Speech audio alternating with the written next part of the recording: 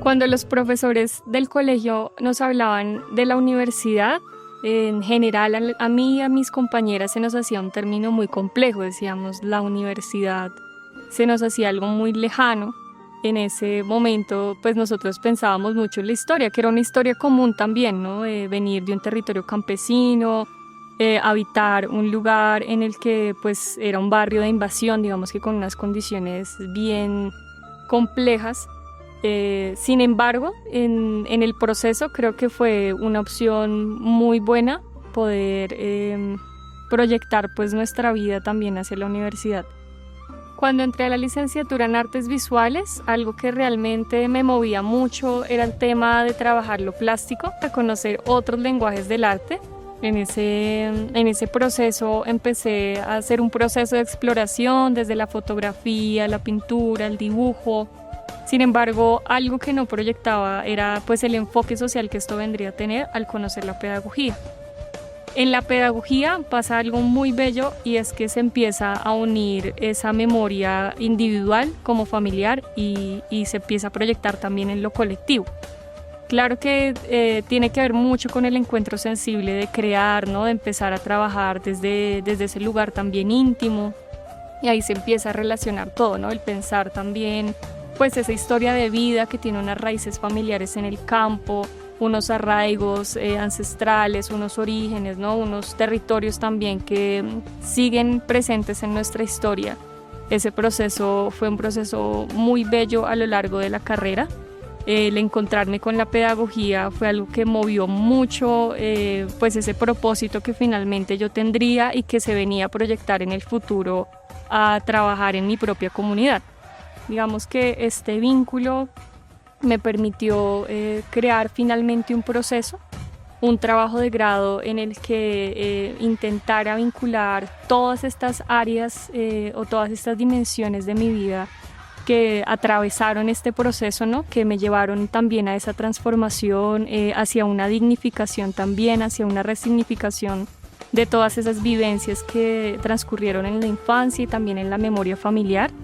Entonces, en ese proceso surgió Como Aves Migratorias, un trabajo de grado que se orientaba en la pervivencia de los saberes de las mujeres de mi familia, esos saberes campesinos que tenían que ver también con las tradiciones, con las prácticas, ¿no? Con esas identidades. Allí nos sumergimos en esa historia y en esa memoria familiar en la que nos trasladamos hacia el archivo familiar, hacia la revisión de las fotografías análogas, el álbum de la abuela y luego esas imágenes que finalmente nos vinieron como digamos que vinieron a exigirnos un poco más desde esos recuerdos, pues nos llevaron a habitar el territorio desde el cuerpo presente. Allí nos movimos hacia Santa María, Boyacá, el territorio materno. Este territorio que viene a ser un custodio de la ancestralidad, donde nosotras, pues desde esa memoria presente también, esa memoria viva, empezamos también a recorrer el río de la infancia que viene a ser el río de la memoria, una historia en la que pues se unieron muchos relatos, muchos fragmentos también de vida, que tienen que ver también con esas habitabilidades del presente, ¿no?